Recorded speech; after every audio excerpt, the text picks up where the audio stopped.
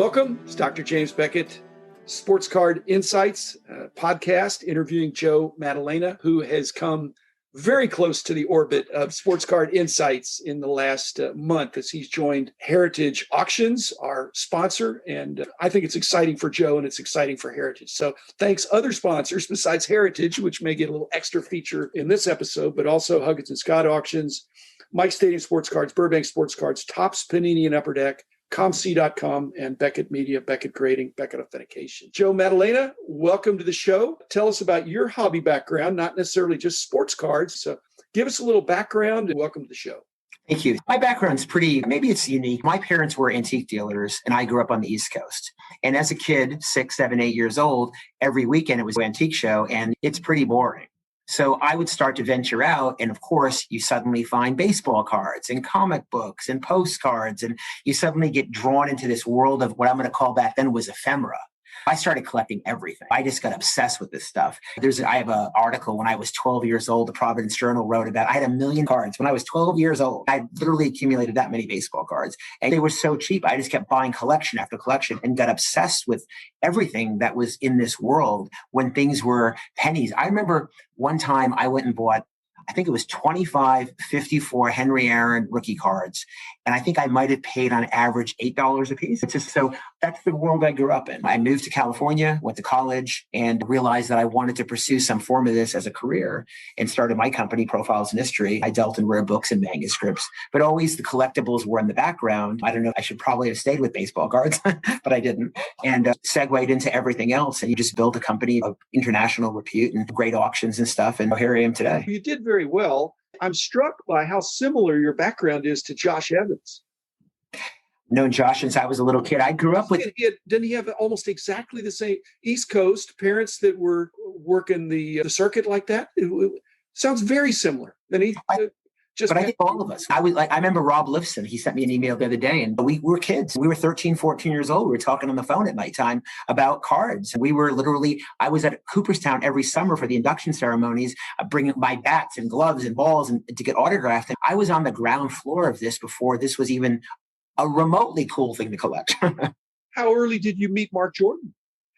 Oh, God. Another guy that started extremely early. He's probably reasonably your contemporary. The first person I really met, my earliest relationship is Rob Lifson for sure. I've known him longer than anybody. Then when I went to California, I met Mike Gutierrez. And from Mike Gutierrez, I met Doug Averett and Mark Jordan. So I've known those guys, again, I would say 35, 40 years. We grew up together. We were kids.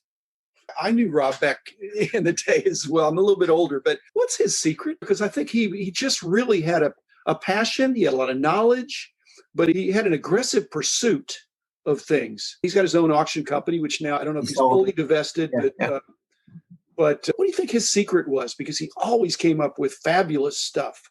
I think because we were both kids and we were both kids in the 70s that we saw everything. I remember buying 25,000, 55 and 56 Topps cards that were, I'm talking the mintest of the mint. Literally, they were curled and you had to unstick them because they were so perfect and paying pennies for them. And we saw it, I think, because of that background in terms of what we were able to access. I remember when Alan Rosen bought the 52 Topps high numbers. I was there. I remember Alan breaking those up. It was just like, so I think because we were on the ground floor of this and we had the access to see everything that existed, it gave us a different bird's eye view of today's dealer who's looking at a single graded card that's a 10. We had a different perspective, you know?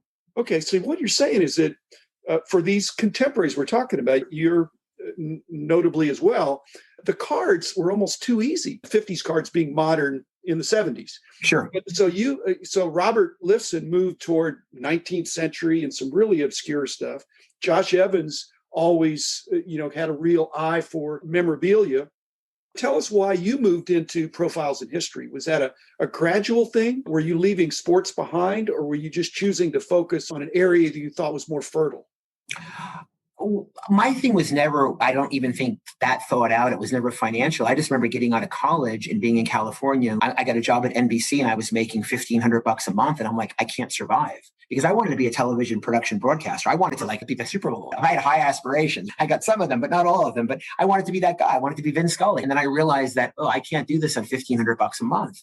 So I started to go into Hollywood at the time, to the rare bookstores, and I would buy letters of Hemingway, Fitzgerald, and Steinbeck. And there was a 20 or 30% spread between the East Coast and the West Coast. So I was able to sell things. Remember, this was pre-internet, pre-fax machine. I remember when I got a thermal fax, I thought it was the greatest day of my life. I have a fax machine.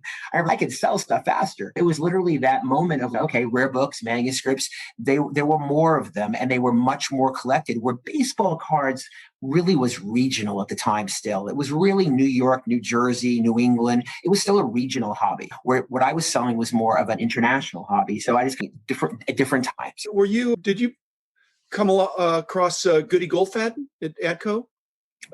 Yeah, sure. In the sure. LA area? Because Sure. I think he wasn't a great marketer, but he was a great accumulator.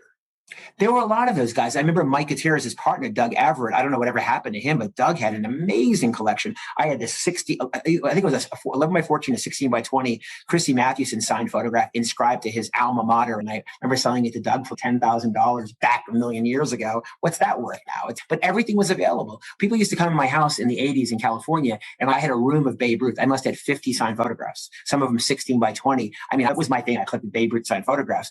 I had so many of them. They were cheap. And nobody wanted them. No, it's not that they didn't want them, but they weren't perceived as cheap by the common person in those days. They were perceived as expensive because they were hundreds of dollars or thousands of dollars, but not hundreds of thousands of dollars. Yeah, for sure. So it's just the perspective over time. I'm just struck that. So has the same boom in the non-sport area? I know you're familiar with Pokemon and some of the other collectible card game stuff. That's more recent, but has the boom in sports card memorabilia and cards that we've seen and the fractionalization, has that hit the history, the entertainment, the other non-sport world? I think it's slowly starting to. I think anything that's subject to grading is probably going to benefit most from all of these things, like the fractional stuff, where it's objective, not subjective. So once something is a Beckett 10 black label, it's a Beckett 10 black label, or a PSA 10 is what it is. I think that's changed. Our things are probably a little bit more difficult to grade because it's not necessarily condition. It's more about content. Yeah, definitely collectibles in all categories are just on fire. There's just a big interest. Heritage, I presume they're trying to be a one-stop shop. If somebody has some valuable things that they collect or have accumulated, the addition of your expertise allows them to be more aggressive in some of these other areas. But so are you mainly going to be your own profit center, or are you there in a collegial way to add to the breadth of some of these other profit centers? I don't know that you're going to get involved in women's purses or jewelry. But if a prospective consignment client comes up, I would imagine you'd be a valuable person to add to the mix. Yeah, so I'm probably the most diverse generalist they have here, because I cross into like probably 20 categories. So of course, the first thing we're going to do is get the entertainment field up and running here. I have my team in LA who's coming over, and that field will obviously, Heritage will benefit greatly of having that division now that they were not strong and now they could be the strongest. But yeah, that's my whole reason for coming here, is the opportunity to work in these other categories. I can bring my knowledge to just so many different fields. Before you had a conversation with a guy who was a book collector, and we were reminiscing about the great book collectors of the 60s and 70s who we both grew up with. And he said to me, I haven't talked to anybody like you in 10 years, 20 years, because there are very few of us left who. I was lucky that I started in the 70s. By starting in the 70s, most of the great collectors, even if they were older, were alive. So I was able to meet the guys who were the pioneers of a lot of these fields. So I'm one of the last crossovers of the old days, and I'm functioning in margin graded cards, which didn't exist back then. So it's a unique situation for me, and that's my goal for Heritage, is to help them in any way I can. I'm here to obviously bring in material for the company, but overseeing these departments and making sure that they're running efficiently and bringing in things that I might do differently and helping them grow. That's what it's all about. One thing I've noticed, because I've studied this because of my own corporate experience, but our corporate culture changed when we built a new headquarters building. And it allowed us to do some things we weren't able to do in our smaller, more cramped quarters where we were leasing. So my guess is Heritage, same situation. Their new headquarters with a lot more space. You must be salivating about that, because if you were going to be crammed in, shoehorned into their old situation on many floors, it would seem like it's really created a situation in the new big expanded offices to where you're going to get a lot of aerobic points as well as opportunity to really spread out.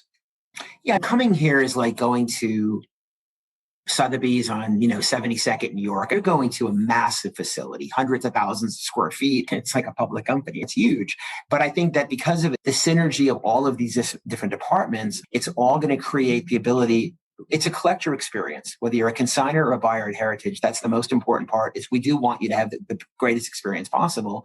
And to be able to, if you need guidance, you can talk to somebody like me, talk to the teams. That's what we're here to do, is to make sure that never goes away, because we are now this big company. My goal is to ensure that there's still a personal connection where if you need a resource, I'm here. I don't ever want that to change. And we don't want to become to a point where you're talking to nobody, just a phone bank, where if you need that personal connection. And that's the great part. That's the thing that attracted me the most, was the hands-onness of the executive team. Okay, tricky question for you. When they're bringing you bring in the expertise, but you also bring in relationships. This is one or the other. Which do you think they're more excited about? Heritage, Steve and Jim and Chris and the other guys there, of bringing you in. Is it because of your buyer contacts or your seller contacts? In other words, you have a lot of relationships with people who are potential consigners and a strong reputation there, but you may even also be bringing in another set of buyers that may be outside of Heritage's orbit. So I'm just wondering, which of those do you think they're more excited about? It's probably the potential to bring in some great stuff. I don't know. I think it's a combination of both. I think they're both equally important. I think it's just more of I think that not knowing 100% what was in their thought process, but I think that, again, because I have such a unique background, where I am a generalist, where they're just not bringing in somebody, okay, you're the new guy, that's all you're going to do is entertainment, where I can go work in natural history just as well as I can work in historical documents or rare books or any of these fields. So whether it's buyer, seller, the way it is, like, I could talk to anybody, whether it's a new consigner or a new buyer, about being comfortable about what they're doing, about growing their collection. I built institutional collections for Ross Perot and Malcolm Forbes and Armand Hammer and Stanley Marcus. It's a deep list of what I've done in 35 years. So I think it's all of those things. And you don't have to train me. You can just plug me in. I think that's the biggest benefit, where I'm ready to go into any of this. It seems like we're saying, again, I try to do sports card insights. The sports card insight here is that as sports cards keep heating up, and it makes some of these other things look like a bargain. You're paying $1 million for a card of somebody, then how much more should you be paying for an actual artifact or a relic? It's incredible. Not on a card. So I think a lot of the activity in our industry, some people are coming in and buying at peak prices. With maybe they'll go higher, but with Heritage bringing you in, that sounds very smart to me for both of you all. So I think it's a win-win. Thank you. Because I think there's room for growth and cross-fertilization. So yeah, and that's what it's all about. And just, again, bringing that collector experience that the 7 partners have brought to the company is what I'll continue to bring to the company. And having fun doing it, because I think it's all that matters. If I can include what you're doing in what I consider the greatest hobby in the world, and Heritage does a great job, and I know they're thrilled to have you on board, Joe. So Joe Maddalena, thanks for being with us today. Thanks, listeners. Thanks, sponsors. We'll be back again tomorrow with another episode. The man in the house of cards.